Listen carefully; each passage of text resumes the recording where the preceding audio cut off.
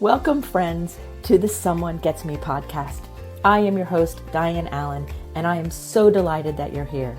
This podcast was created because I believe there is a visionary leader inside each one of us who is waiting to be seen. In each episode of Someone Gets Me, you will hear useful tips from successful visionaries who will share their stories about how being seen has allowed them to take their vision out into the world with action. Hi, everyone. It's Dianne at Someone Gets Me. And today we have a really cool guest with us on the show. So you might want to grab your coffee or your tea and sit back and get a pen and paper. You're probably going to want to take notes, or you can re-listen to the episode. I have this amazing woman with me today who is a geek on the science of brain chemistry and all kinds of brain things. Like, she's really over the top on it, which is really fun because I love talking to her. We met on a cruise, actually, the first time. And before I met her, everybody kept saying, Cynthia this, Cynthia that, blah, blah, blah. And I didn't know who this Cynthia person was. And the moment I met her and listened to her speak about her work at this conference we were on a cruise, I was like, oh my God. I kept saying, yes, yes, yes. And I felt this huge relief that somebody gets me, because I'm always the one getting everyone else. And finally, I met somebody who would get me. So then we had lunch, and now the rest is history. We have a great time together. And I finally got her to say yes to being on the podcast. And so I'm so excited to have Cynthia Citron here from Tampa, Florida. Hi, Cindy. Hi, thank you so much for having me. I'm excited. This is so fun to have you here because you have such an amazing, I guess we could say, diverse interests and business. So first, I would like you to tell us a little bit about how did you get here to this neat brain science kind of place? What kind of life have you had that led you here? This is just so fascinating. It's a very long story, so I'll give you the cliff notes. I think I was born just wondering, why do people do what they do? You know, I was born into a pretty dysfunctional family that totally didn't understand me. I spent most times running off crying into the other room, just trying to get away from everybody. And they just thought I was over emotional and too sensitive. And so I always was very curious about people and, you know, the differences and, you know, how to connect. And so as I got older, you know, when I was going off to college, I told my father that I wanted to go into psychology. And he scoffed at it and said, no way am I paying for that. That's a loser job. You'll never make any money. You'll deal with crazy people. I'm not paying for that. So I thought, okay, so now what am I going to do? And so I went and got my master's in marketing. And I figured at least there was a little bit of why people do what they do in marketing, but it was a far shoot from, you know, how deep I really wanted to go. So then I went and got my MBA, and I went into corporate marketing and absolutely hated it, of course, because there's no deep connection and it was too superficial. So then life happened, about 10 years of crises after crises. And my husband at the time's ex-wife died, and all of his children moved in with us. And I was just put to the test spiritually and otherwise. I was only 28. And for that next 10 years, I realized what my gift is, which is connecting with people, inspiring them, helping people get along with each other, helping people to see, you know, that core self and value themselves. And then I went back to my original knowing, and I said, well, I have to go back into this field of mental health. That's what I always knew I wanted to do. So after all of those, I was very confident that I could do this work. I had a lot of experience in my personal life, and personally grew, you know, exponentially during those years, and then went back and got my master's to go into mental health. Then I knew I didn't want to just be, you know, a regular counselor. I wanted to do something more cutting edge and more modern. And I sent it out to the universe, like, I don't know what I want to do, but I'm open and looking. You know, my antenna was open. So this man comes into the classroom talking about the brain and the love in the brain and all of this. And that was it. When he walked in the room, I said, that's it. He was doing neurofeedback therapy. And immediately I went to talk to him and proceeded to get a tour of his clinic. And then from that moment on, fell in love with the brain and how we can help people from a brain level with behaviors in their lives. So now I mix the brain and the belief system, and people pretty much transform in front of my eyes every day, all day, and I get to just be a witness to it. So it's a very long way that I got back to what I originally knew I wanted to do. But here I am doing it, you know, all day in just an inspired state. Like I just don't get mentally tired. I get physically tired, but I leave after 10 clients just feeling so inspired and in that loving state because I get to be there all day. So I'm living my passion and purpose now. And so that's the road of a visionary leader, though, right? That you are, is the vision never left you, even though your dad kind of said, no, no, no, I won't fund it. So you found the next best way in that situation, but the vision never left. And so you had the focus and tenacity to go after the vision, regardless of what was happening in your life. So that's like the hallmark of a visionary leader, which is why you're on this show right there. Well, I was 38 when I went back. I had 3 little children, and it took me 4 years to do a master's program because I was trying to raise 3 kids at the same time. But every day I went there, I felt so in alignment with why I'm here. And I knew I was going down an incredible journey. And it really didn't feel like work to me because everything that I was learning was just so much a part of who I am. You know, and I wanted to find a way to do something different with mental health, you know, besides the drugs and the talk therapy. You know, I wanted to find something that really worked and worked quickly. You know, I didn't want to just be a therapist, you know, working, say, for an agency with no resources, you know, just getting frustrated, you know, because I do have that, I want to win competitive drive and I want my clients to win. So I just would never selfishly be happy, like collecting the checks for years and just, you know, talking to them and chatting. You know, I wanted something that was going to change them in a deep way. I just had no idea what it looked like, but I knew there had to be some better way than the current system.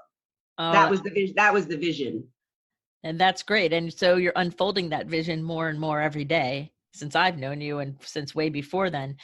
So if somebody came into your office or you were working with them and they were having a difficult time with that overthinking, highly intellectual brain where it does not turn off, go, think, and they're living like from the neck up.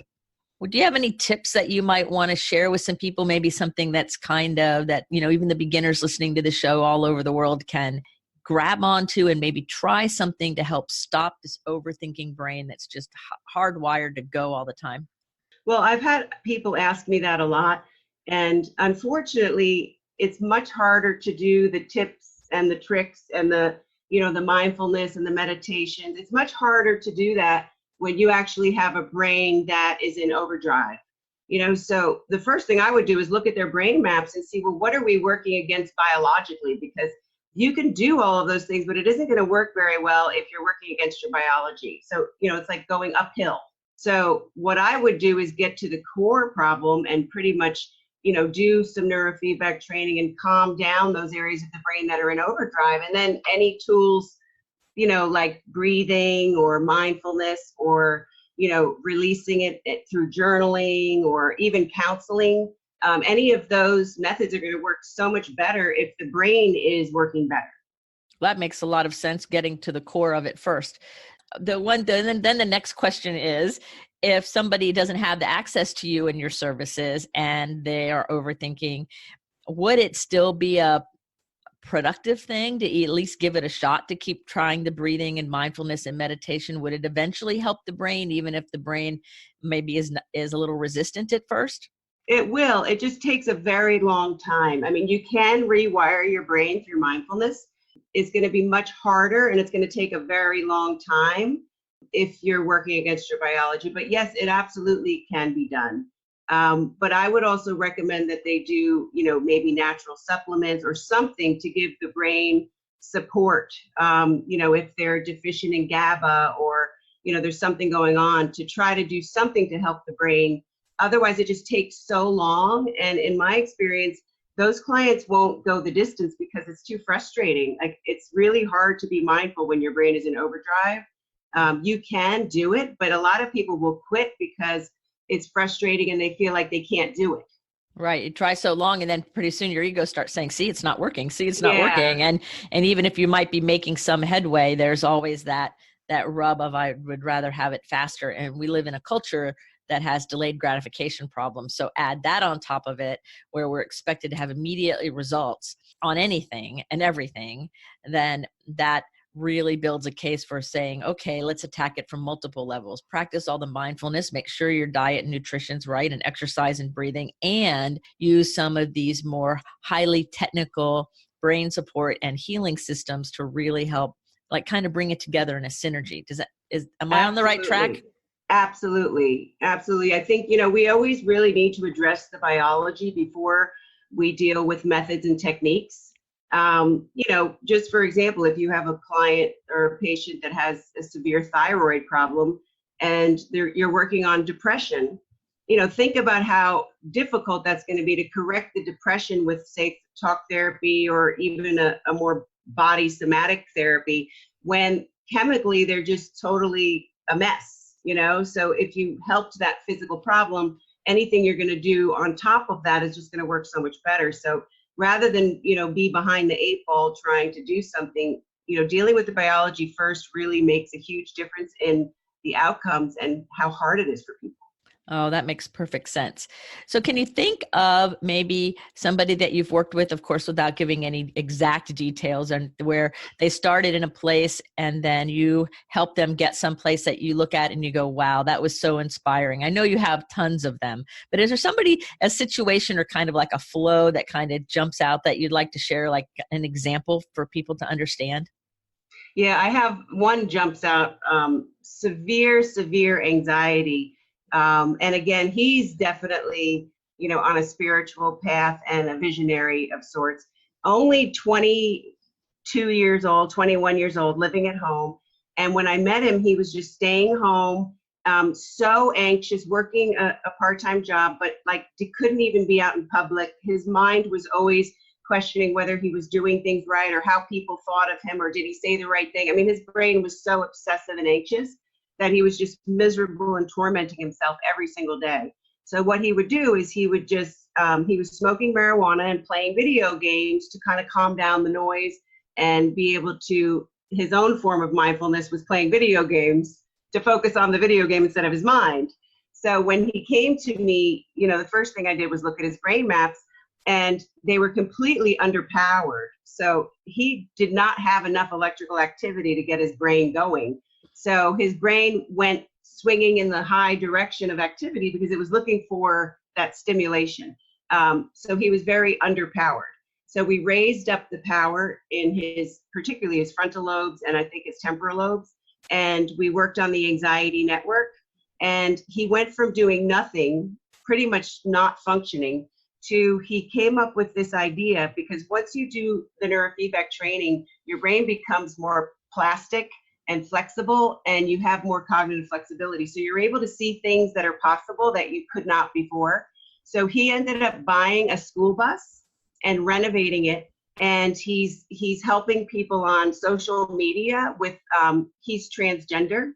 So he's on social media helping people to deal with that. And he's going to transform a school bus and go all around the country just exploring and talking to people. And he found something that he is in alignment with and his purpose, but it's because his brain was better. This was almost all neurofeedback training. I didn't do a lot of counseling with him, a lot of neurofeedback training, and he's transformed right now. I mean, the anxiety is less, so he's working more hours and he's just able to function and communicate with people, and he's not suffering like he used to be.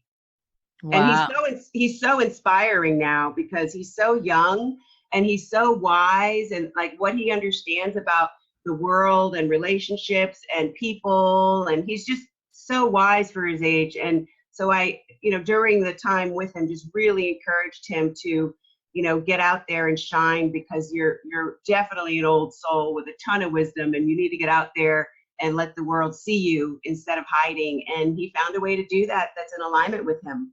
Oh, I love that. That is a great success story. And when you have those kinds of people come into your life and they have that kind of transformation, you can't help but want to keep going yourself, because it's like, wow, this is like so cool.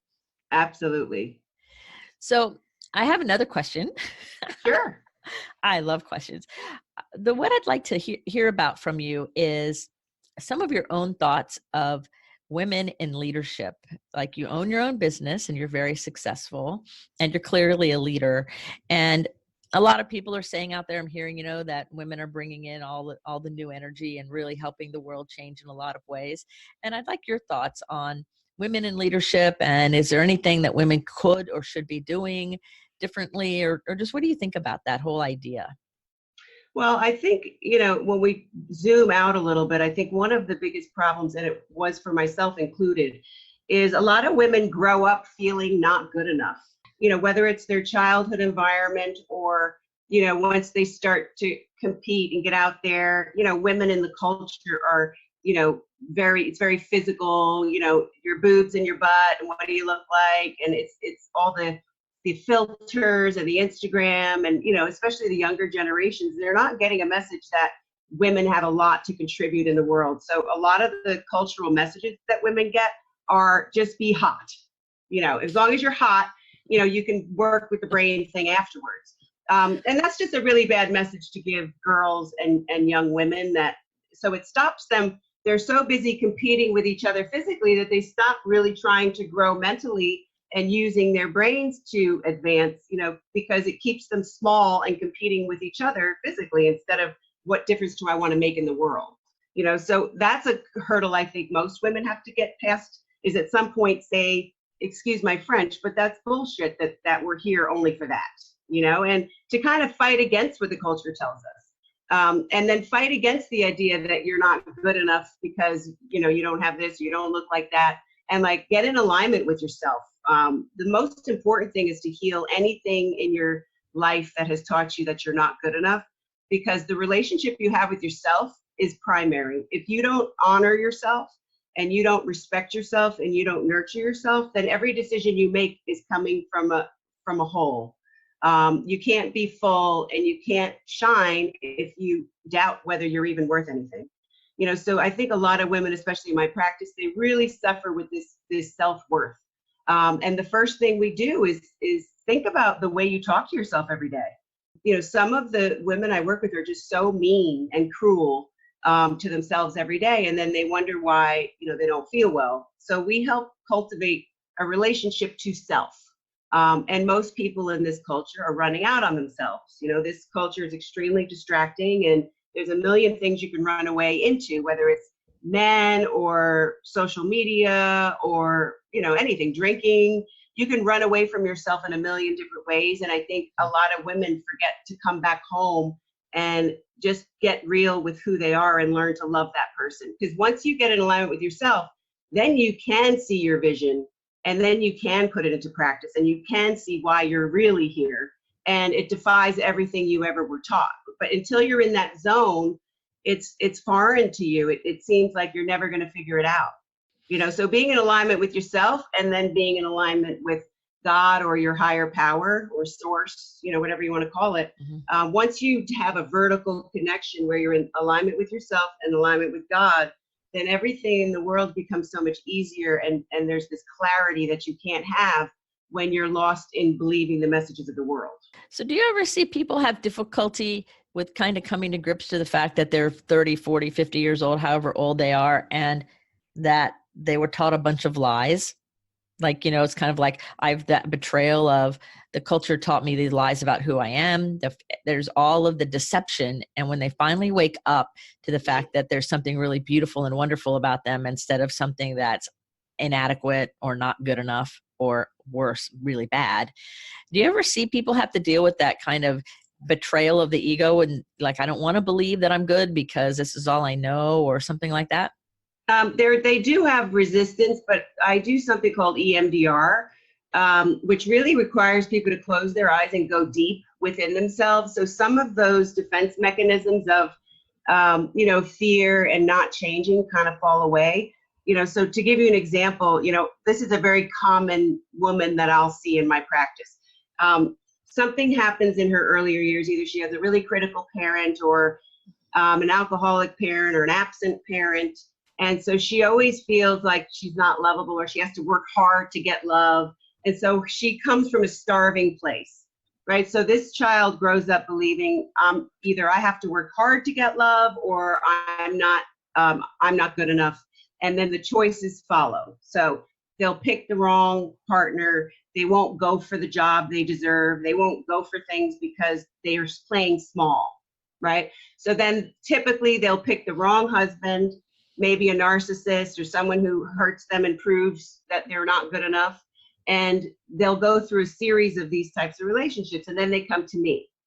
And what we do is we unravel all the dots that connected.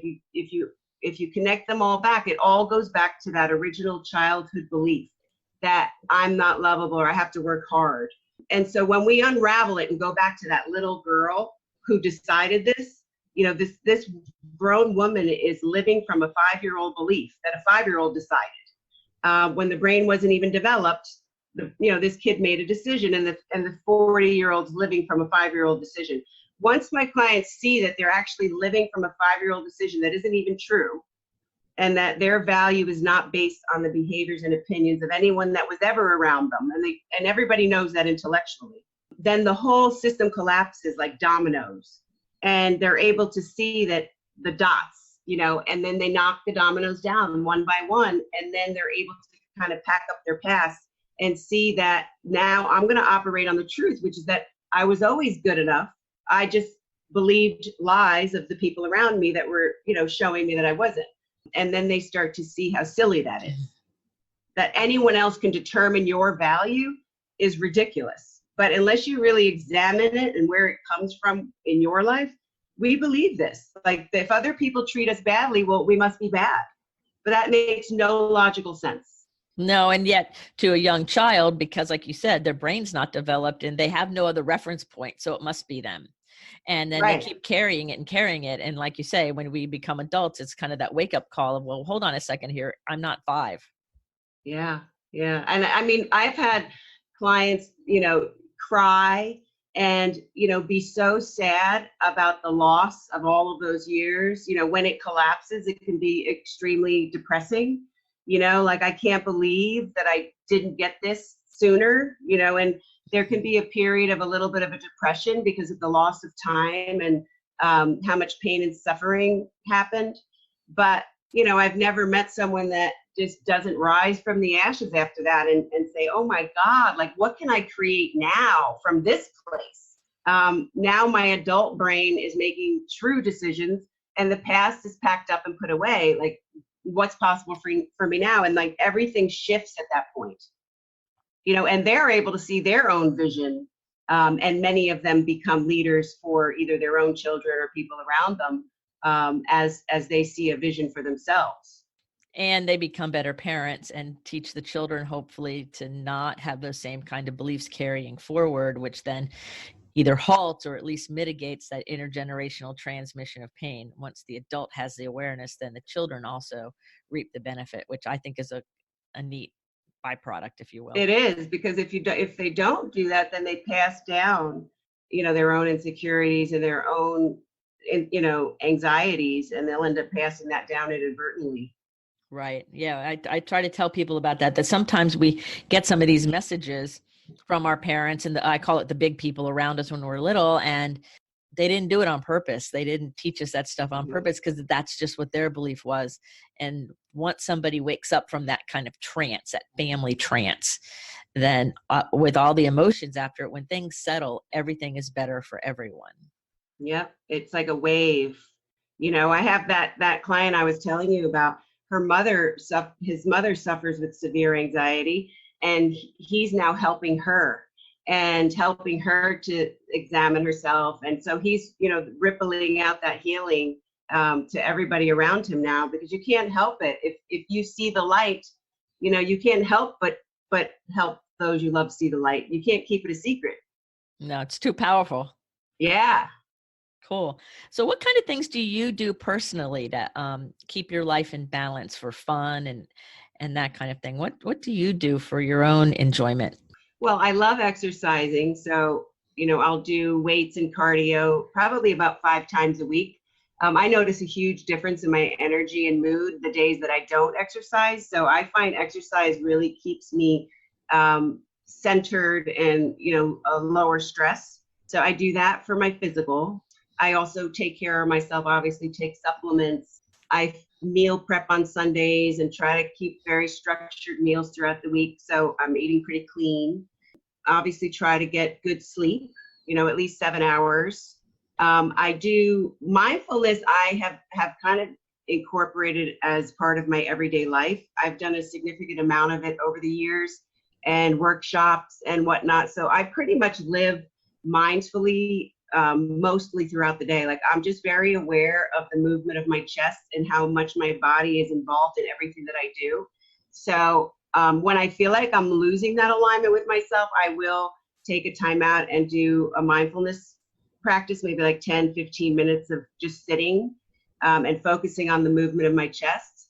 So I do that. I've done A Course in Miracles, which is one of my favorite spiritual things to do, which is really all about the undoing of the ego, and that at any given time, we're either in fear or we're in love. And that runs me a lot. Where am I right now? Am I in love or am I in fear? And whenever I'm in love, I just have amazing minutes. So I spend my time trying to stay in love, and it kind of transforms your days. Love and gratitude has saved me. Oh, that's amazing. I remember I was in a Course in Miracles class years ago, and this, how like the one thing will stay stuck in your head forever. And the thing that's still stuck in my head, and I've done a lot of other things since then, but the thing that's always in my head was the statement, I could feel love instead of this. Yes. And that has helped me over the years with all kinds of anxiety or stress or whatever it was. When I started feeling myself ramping up or getting distracted, I go, wait, I can feel love instead of this. And I've taught that to clients over the years as kind of like its own little mantra. And, and it really helps just to keep our brain going in the right direction. Wherever our energy goes, that's where we're headed. So I love that. When you mentioned A Course in Miracles, I remembered that. That's cool. Yeah. And I think, since I did my own healing, I was one of those women that thought I didn't have any worth in my younger years. From a family that didn't understand me, I always felt, like there's something wrong with me. But, once I realized my value is, who I am is everything that gives me worth. And I found a new love for myself. It's very easy for me to just be in love, when you're healed. I found it very hard to do that when I didn't have any love for myself.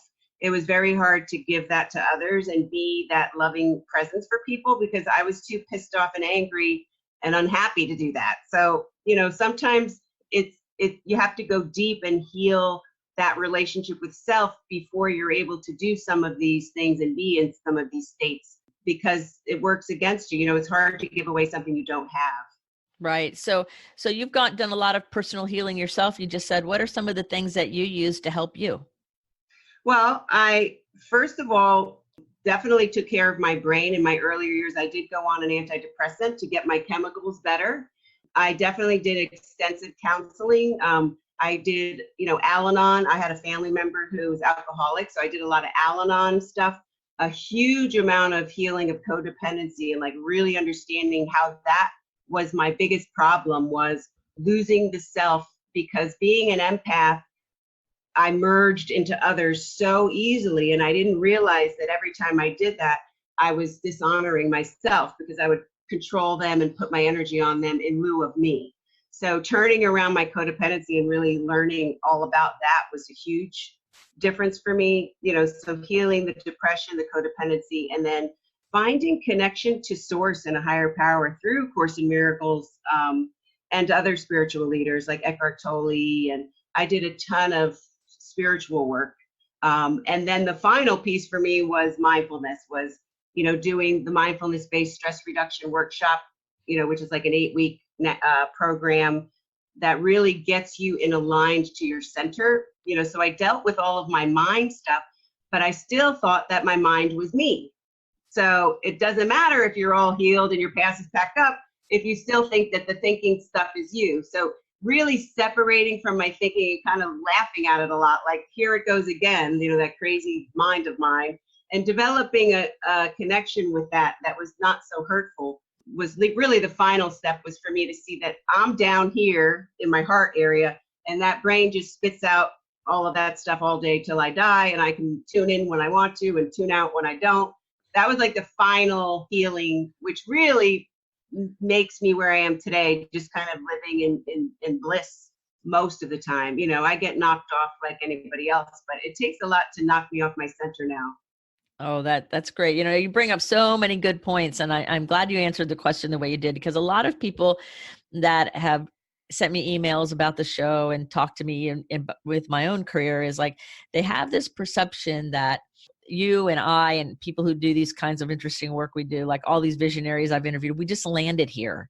That there really wasn't a road, that there wasn't really a road. And I'm like, no, we're here because of decades of diligent work on multiple levels, spiritual and emotional and intellectual ourselves.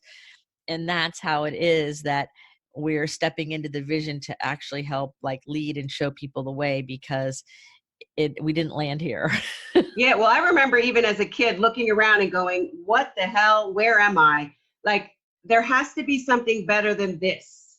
What the people do and the behaviors and the world and the expectations and all that crap that the world throws at us. I'm like, there has to be something better than this. I can't do this for 80 years. Like, I got to find some other thing, because this isn't going to work for me. Like, I even knew that as a kid, like, I can't do this thing. Like, I have to find another way. And damn it if it didn't take 40 years, but I finally found the way. And the way for me is I scoff at the messages of the world. The world doesn't threaten me anymore. I just look at it, as the silly thing that is around me, but it just doesn't hurt me anymore. I don't, I've grown to kind of be in it, but not of it, and so the world is a friendly place, once you finally get to that. Again, I call it being anchored within yourself and then vertically connected to your higher power. And if you operate vertically instead of horizontally, the world is not as threatening and scary. Yes, that takes a lot of the fear away when you really realize where the connection is. So you've mentioned earlier that you're an empath, and I also know that you're highly intuitive from knowing you. And how do you use those skills to help the people that you help?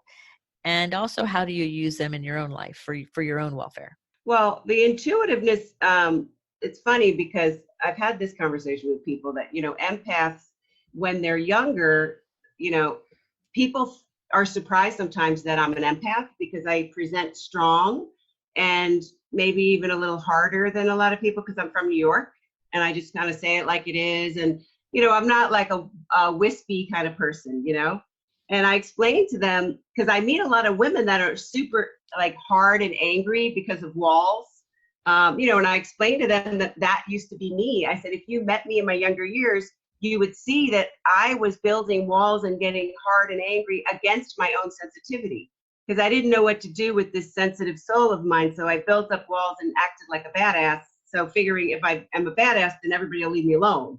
And then as I healed, those walls came down. And I don't even really call it intuitive anymore. I feel like it's not like I'm doing anything anymore. I'm just in alignment with my real nature. And when I sit in that space and I'm fully present with people, things just happen that I'm not really feeling even responsible for. Like, I can't even tell you how I'm doing it. I could just tell you that if you get in aligned with your true nature and you operate in a very present, focused way, you're going to feel people as an empath like you've never felt them before. And then things just flow from there. Like, I don't always even know why, some of the work goes in these amazing places. And I don't even feel like it's me sometimes, So I don't really have an answer to how do you use your intuition. I think it's just me. I'm not using it. I'm just being very aligned with myself and just being me. And then everything just kind of happens from that place. That's inexplicable. Oh, that's amazing. I love that. When I'm listening to you speak, I just see the flow like that, right? And then it's kind of like, well, the intuition's really using you because the source is Yes, really, you're the vessel and you're the hands and feet of source, which that's is what it feels like. that's what intuition and empath is in a lot of senses for me from the spiritual perspective. So I love how you answered that question. That's amazing. I love it. Yeah, and I just merge. I've always had a gift and a curse of merging into people like it very quickly. And I've learned to fine tune that over the years. So, if I have a client in my chair, I just can merge in and almost be them and see the world through their eyes. So, and I'm not even a part of that. It almost seems like I'm not even in it. Like I'm over merging with them and trying to understand them, and my ego and my beliefs and who I am isn't even part of the process. Like it's all about them. So I think, intuition is also about, being able to connect energies with people and try to see what are they seeing and feeling over there, so that you can help them. Exactly. That's amazing. I love how you describe that. So what's the most interesting food you've ever eaten? Let me think. Um, I want to say, and I'm not even going to remember the name of it, but I was in Spain and it was some type of a soup, but I think it was like bull's testicles or something. And it was disgusting. That's probably the grossest thing I've ever eaten. But then again, I've eaten escargot since I've been 6. My grandfather used to give it to me. And of course, I wanted to be the cool sibling because my brother and sister wouldn't eat it. And I was like, well, I'll eat it, the youngest of 3. So I've always been very daring. I pretty much have eaten everything like tripe and chicken livers and snails, and there's very few things I won't try. Now, if would I eat them regularly? Probably not. But I'll try anything. I love eating. I love food. I love it. And so the name of your company is Reboot. Tell us a little bit about how you came to that name. I love that name. Well, I was working for someone as the clinical director doing neurofeedback, and I was dreaming every day of getting out and doing it in a better way. I wanted to do this work, but I didn't totally agree with the way it was being done. So I would sit and put stuff in my phone regularly. You talk about like the vision. I was creating something every day. I put a name of what I would call it and what would it look like and what would I do. And I even did a vision board of what I want the office to look like. And I was like really able to survive those years just knowing that something amazing is coming and I'm just going to start putting it together and just trusting that it's going to turn into something. And I just listed tons of names. And when it came time to do it, that one just really stood out, and really as the best descriptor of what I'm doing, because we're correcting the brain patterns and kind of rebooting what the brain is doing for you. And then the EMDR that I do helps people change the beliefs they have about themselves. And if you change what you believe about yourself and pretty much undo the past, you are getting rebooted to a whole nother possibility. Because, for example, if you believe I'm not good enough and we change that belief to my value is not dependent on the behaviors and opinions of others, or my value is determined by God and me, then everything that's possible for you and every perception is going to be completely different.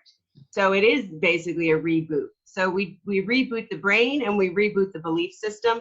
And when you get those two things right, the world just becomes a much friendlier place. Oh, that's great. And so Cynthia's website is rebootlivebetter.com, which I love. And so I'll make sure that link is in the show notes so you can contact her and do all kinds of neat communication because she's fascinating. Do you work with people online? Like there's a lot of people listening to the show all over the world. So do you have to be in Tampa, Florida to work with you, or do you work with people virtually? How does that work? Well, the neurofeedback piece, you have to be present in the office to do the neurofeedback training. But there's neurofeedback, all over the place. So, I would encourage people who want to look into neurofeedback to go to the BCIA website. They do board certifications because you want someone who's board certified, and find a practitioner, in your area that can help with the brain piece. I do Skype sessions. I do EMDR by Skype. So that's where we'll really work on putting your past away and changing how you see, what's possible for you. So I do online sessions there. Oh, that's wonderful. And I will put the link to the BCIA website in the show notes as well. So if you're not in the local Tampa area, you can look for the proper resources and get a credentialed, certified person. Definitely don't be playing around with your brain with somebody who doesn't know what they're doing. No, and all neurofeedback is not the same either. So the software that I use is called NeuroGuide. So if you can find a NeuroGuide person, that's really the best way to go. Not all systems are the same. So you really want to be careful and shop around and make sure you're, finding the right one for you. Oh, that's great. That's good advice, because a lot of people might think that it's all the same. It's not all the same. And the practitioner is different, and there's so many different factors in all of it. So make sure that you feel good about whoever you're working with. Just don't go out there and start doing things without really focusing on what's right for you. So one last question. If you could put any message for the world on a billboard, and hypothetically everyone would see it, what would that message be? Put all of your energy on the inside, learning your true value. Oh, that's wonderful. Put all your energy on the inside and learn your true value. That's beautiful. I think we should put that on a billboard here in our area, actually. Well, because everyone I meet is so disconnected from the inside, and it causes just about every mental health problem is a disconnection to self. So if you could regain the relationship and connection to self and make best friends with yourself, it goes a long way in turning your whole life around. I mean, there isn't anything outside that's ever going to save you. Believe me, I've looked for it. It's not out there. I've looked high and low and under every rock. And I didn't want to do it for myself. I was looking for something out there. So stop looking outside and just go deep within yourself, and all the answers and all the healing and all the beautiful things are in there. It's not outside. Oh, that's great. I always tell everybody connection's the correction, Yep, absolutely. That's absolutely true. So as we wind up the show, is there anything that you wanted to talk about, or something I didn't mention that you really think would be important to share, so that when we're done, you feel done with the show? Well, I feel like you've covered it. When we talk about a visionary leader, it starts with being in alignment with yourself to even know anything about your vision or your ability to be a leader. If you're not connected to self, it's pretty impossible. We talk about intuition. That also comes from being in alignment with self and being misunderstood. If you're being misunderstood, it's probably because you're not around the right people. My family are not empaths. They didn't know what to do with me. And as soon as I got around like Course in Miracles people and other like-minded spiritual people, I didn't feel misunderstood anymore. If you get around people that are at your intellectual level and are interested in the spiritual path, you all of a sudden don't feel alone and different and weird anymore. You realize, oh my God, I just didn't find my tribe. So I think just it all comes together if you're in alignment. So working on aligning and staying anchored within yourself that solves mostly everything. Oh, that's amazing. That's a great words of wisdom to close the show. You all have been listening to Cynthia Citron from Tampa, Florida. She owns Reboot. Her website is rebootlivebetter.com. And she's an amazing, talented powerhouse. So look her up and contact her and let her know you heard her on the show, and do something for your own welfare. So thank you, Cynthia, for being on the show. You're welcome. My pleasure. Now remember, everyone, to put your face to the sun so the shadows fall behind you. You're a rock star and you're here on purpose with a purpose. So go out there and make some noise. And until the next episode of Someone Gets Me, be well. Thank you for listening. I trust you gained some valuable inspiration and information. Please join me and other visionaries in the Someone Gets Me Facebook group. Or for more information on my services and additional episodes, visit someonegetsme.com. Again, thanks for listening.